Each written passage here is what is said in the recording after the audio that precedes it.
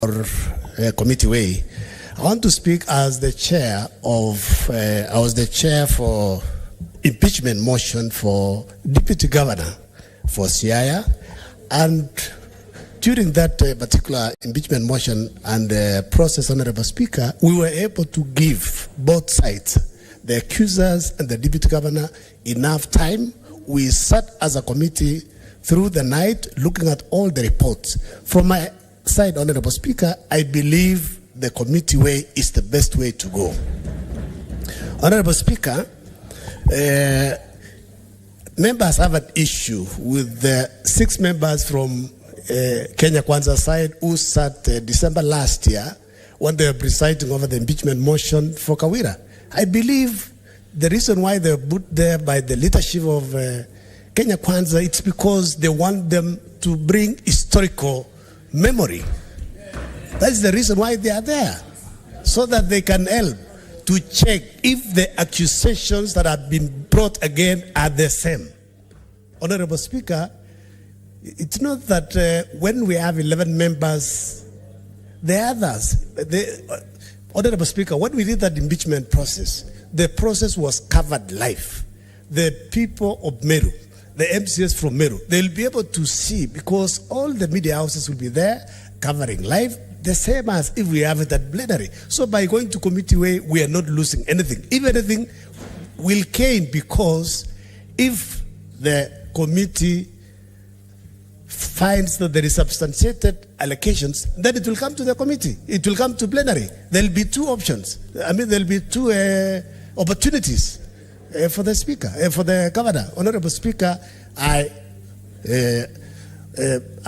support this motion and ask my colleagues, this is a bipartisan motion, just to agree on numbers on a committee. Thank you, Honorable Speaker, I support. Senator Kenywa. Asante sana, Bwana Speaker. Eba has given you that permission to stand. Senator Kenywa. Asante Bwana Speaker kwa kunipa fursa hii.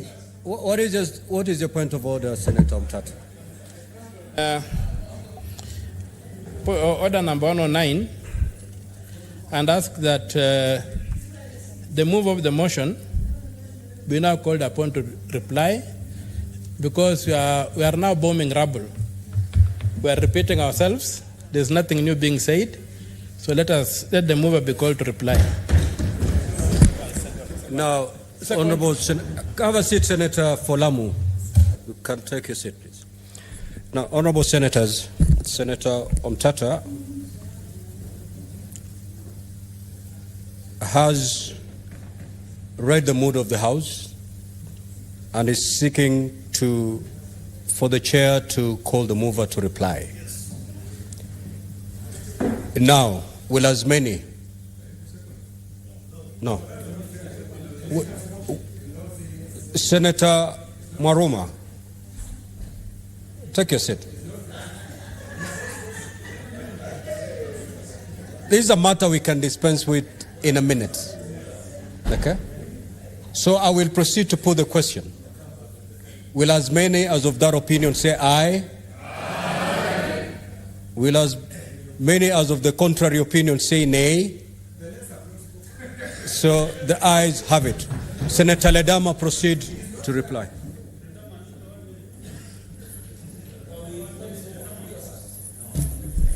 Mr. Speaker, I thank you for this opportunity. I rise to reply. And Mr. Speaker, I've listened to all our colleagues make contributions. And as I reply, Mr. Speaker, there are a few things that I think are important that must be clarified for particularly the new members who have come here, so that when you make a decision, either way, you know, the beauty of debates, Mr. Speaker, is that you either for or against. My job is to persuade you to find it fit to support the motion, but with reason.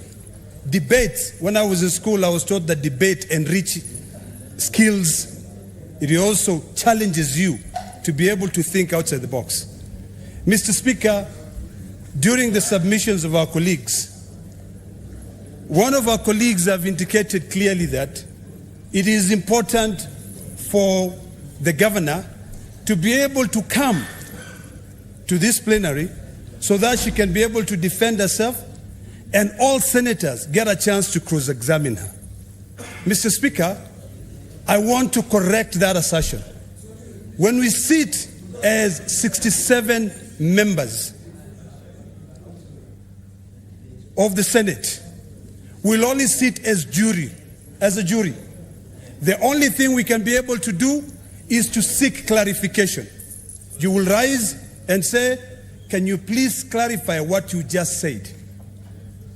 The reason why, Mr. Speaker, I was persuading, and this is why I still want to persuade you, to consider the committee way is because that is the only option you'll have to cross-examine any witness. Sitting here during plenary, Mr. Speaker, will all be juries. In fact, these televisions will be switched off, and then all of us, after the governor and the assembly have made their case, sit down to now consult and talk among each other as juries, 67 of us, Mr. Speaker. Mr. Speaker, it is important that any decision we make as a Senate, we make it when we are fully informed. Mr. Speaker, I want to persuade the new members who have made an argument that they have not been given an opportunity to be able to experience a committee, and they want to be given an opportunity to participate in an impeachment motion. Mr. Speaker, on our side of the divide, we propose new members. And in fact, out of the 11 members, we have proposed in total, for both sides, 4 women. That is above a third. Mr. Speaker, it is important for us to note that we are discussing about precedents. We are discussing, Mr. Speaker, about procedures, whether committee, whether plenary. If you are sitting there thinking that in plenary, you will get an opportunity to cross-examine a witness, the news is you will not be able to do that. You will only be a jury.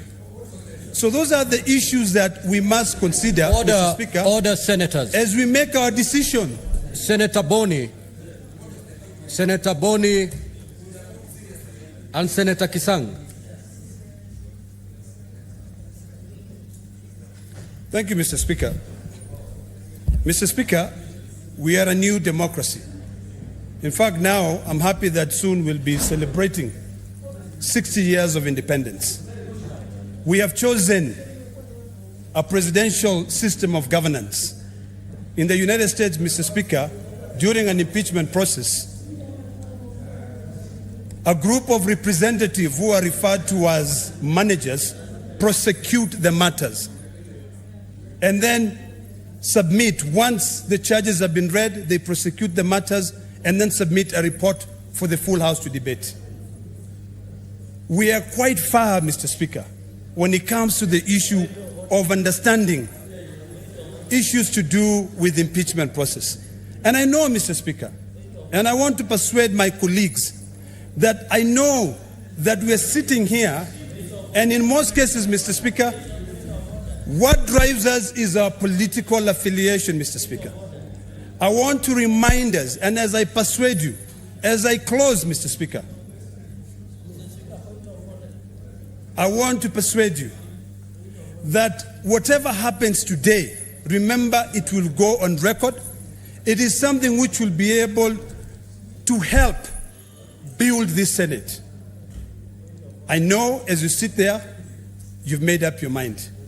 But for the people of Meru, it is important for the people of Meru to know that today we are not prosecuting, we are not debating the issue honorable senators, of either to send the governor away. The only thing we are debating is whether what is your point of order, to give it to 11 members of the Senate to be able to cross-examine witnesses. Senator Ledama. Honorable Speaker, it is very unfortunate that I did not get an opportunity also to speak on this particular matter which is touching on my county. But Mr. Speaker, you know, Honorable Rendama, Senator Rendama convinced us enough. And I think he is just delivering his points that he gave us. So can you kindly summarize? Can you just summarize and then we make the decision? Yes. Yeah, you just summarize your reply. You don't need to. That is the reason why we could have been given 2 minutes each. Because I was on the queue also. It is not fair at all. Senator Fomeru, indeed I am aware. Indeed I'm aware that this matter originates from your home county. However, if you look at our standing orders, the mover has 20 minutes to make a reply. So, Senator Ledama, you are left with 3 of the 20. 3 of the 20? Yeah. Mr. Speaker, I thought I was left with 17 of the 20, but I will respect... the 3 minutes now you have within to. 3 minutes, Mr. Speaker, I want to conclude as follows. You know, we can make all the noise. And, Mr. Speaker, please... Order. What is the point of order, talk to Senator Cherargei. Freeze my time. Mr. Speaker, I needed for future engagement. I'm raising understanding order number 98, number 103, number 47, 48, and number 111. Mr. Speaker, I need your interpretation. When a motion is limited after you have put the open for the debate, does it mean that the mover, when they are replying, are also limited to 3 minutes? My interpretation and the upshot in such, so that we don't go to conundrum, Mr. Speaker, is to have the mover to reply, to restrain themselves to 3 minutes, because that is the import of standing order number 111. So is it in order, Mr. Speaker, to request you kindly, understanding what number 1 and the import of standing order 111, to call the mover, Mr. Speaker, to just finish under 3 minutes, just like any Mr. Speaker, because this is like animal farm. It's not like animal farm where, Mr. Senator Speaker... Fernandi, had you not shut up on a point of order, Senator Ledama will be through by now. I said he had 3 minutes. Okay, thank you for the guidance. I just needed that clarity. Thank you. Mr. Speaker, you know, my dear brother from Nandi loved to hear the sound of Senator Ledama. Thank you, Mr. Speaker. Just proceed to conclude. Let me conclude in 2 minutes, Mr. Speaker. Mr. Speaker, as I conclude, I want to conclude with the following. Number 1, that it is important for us to know the facts of either committee or plenary. During committee, our distinguished 11 senators will get a chance to retreat, to go and write a well-thought-out report and come back here to be able to persuade us either to send the governor home or to save the governor. During plenary, Mr. Speaker, this will only take 2 days. There is no time to go and retreat. And looking at the calendar, Mr. Speaker, it is quite evident that maybe we'll have only the 7th and the 8th, and that's done. So, Mr. Speaker, as we leave this house today, and as my colleagues from both sides of the aisle make their determination on whether to go plenary or committee, remember that impeachment is a very painful process that I would never wish for anybody. So I plead with you to support order members. My brother from Meru, I have a lot of tremendous respect, Mr. Speaker, for the Deputy Speaker. But the Deputy Speaker, being the Deputy Speaker, sits in that seat, knows the rules of debate. The issue here is this: let us not make it a shouting matter. I am trying to convince you, if we bring Narok here, I'll be sitting here, you will tell me the same thing. So, Mr. Speaker, I beg to reply and I request you to support. Thank you. Now, honorable senators, as you may notice, this is a procedural motion. It does not go to the substance of the subject of impeachment. It is a procedural motion. And therefore, pursuant to Standing Order 84.1, I will proceed to make my determination, which is it does not affect the counties, being a procedural motion. Senator Eddy, I will throw you out. And therefore, I will proceed now to put the question. At the end of the question, voting shall be by voice. Honorable Senators, and I put the question. Senator Karen Nyamu, kindly walk in and take your seat.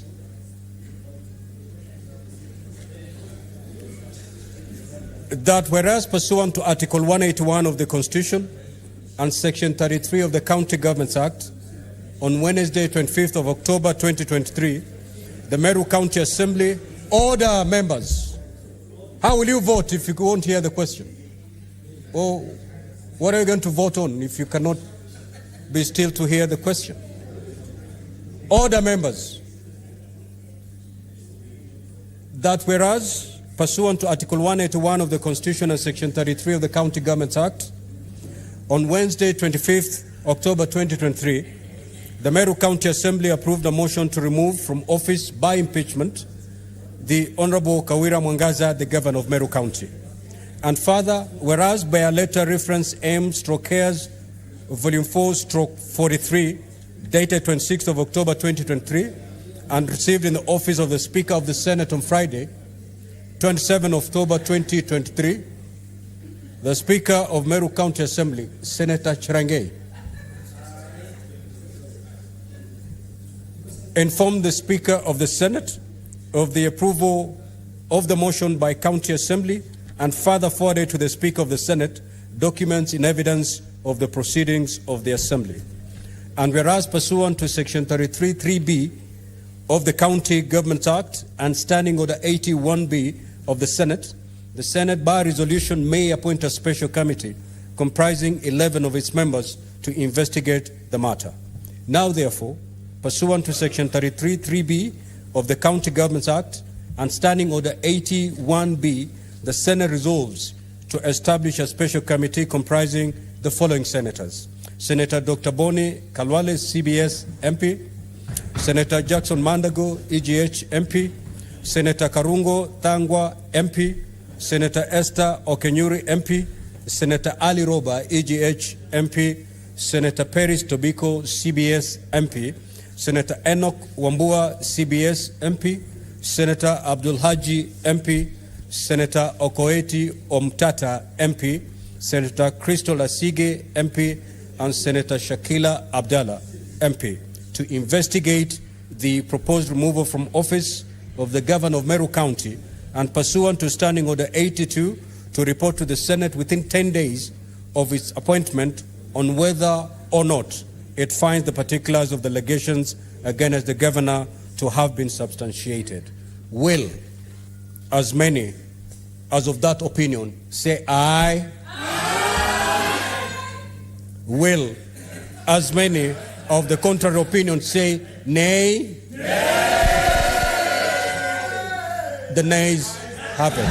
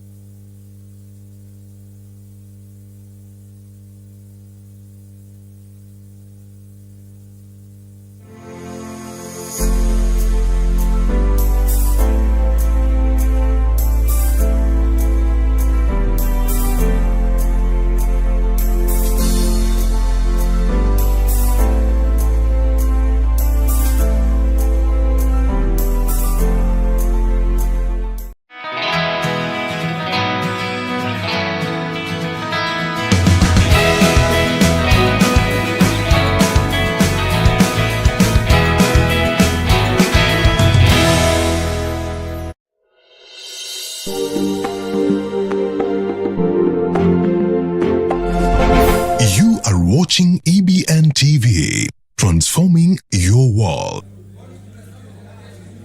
I'm giving you a second either to stand or to sit because we're going to proceed to count.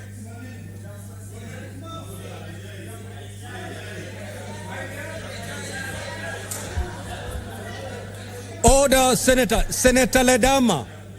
Senator Ledama, you stand and keep quiet. You're not conducting a no.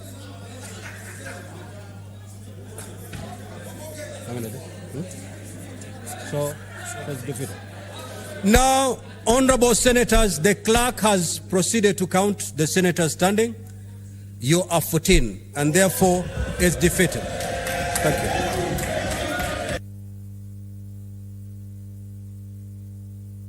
Matthew had been. Clerk, proceed to call the next order, please. We go to this, sir.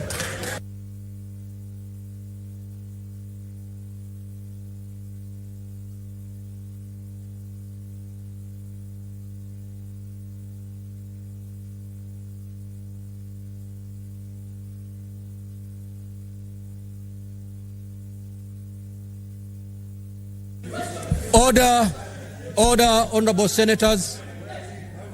Order. Clerk, proceed to call the next order, please.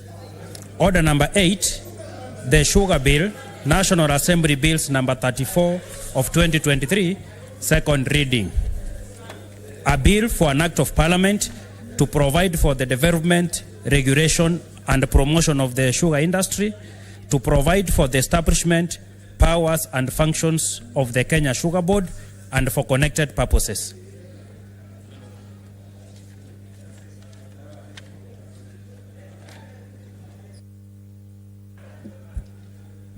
Now, honorable senators, kindly take your seat.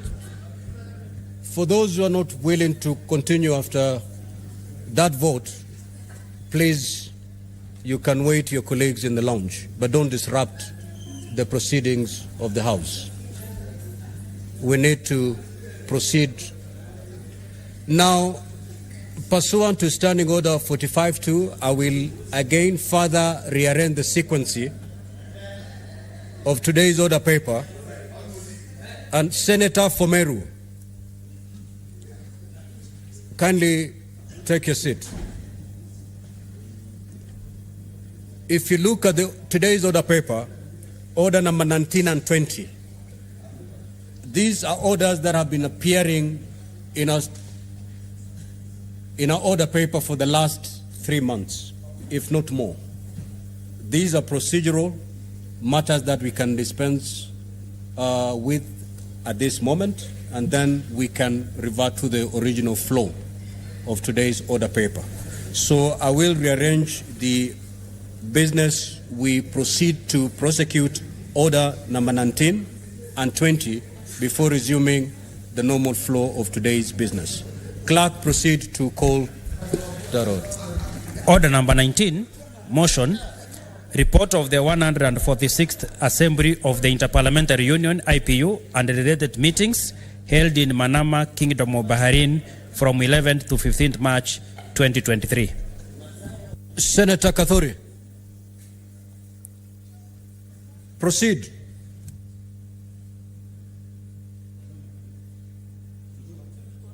Well, this motion is by the Senator Fomeru. The report on the 147th Assembly of the Interparliamentary. The report on the Manama. Honorable IPU Speaker. report. Honorable Speaker. No, wait. Please give me time. Honorable Speaker, Not ready, Senator. I was not ready, and my mind also has not that temperament to prosecute that motion, Mr. Speaker. Very well. Proceed to call order 20. Order number 20, motion, report of the Senate delegation to the 67th session of the Commission on the Status of Women, CSW 67, held in New York from 6th to 17th March 2023. Senator Fatuma Dulo.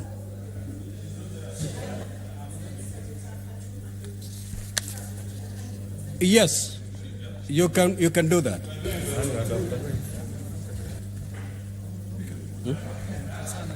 Bana.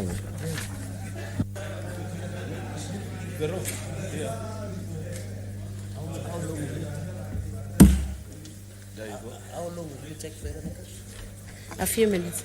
Honorable Speaker, this is the report of the Senate delegation to the 16th session of the Commission on the Status of Women, CSW 67. Honorable Speaker, I was honored to be part of the delegation that proceeded to CSW.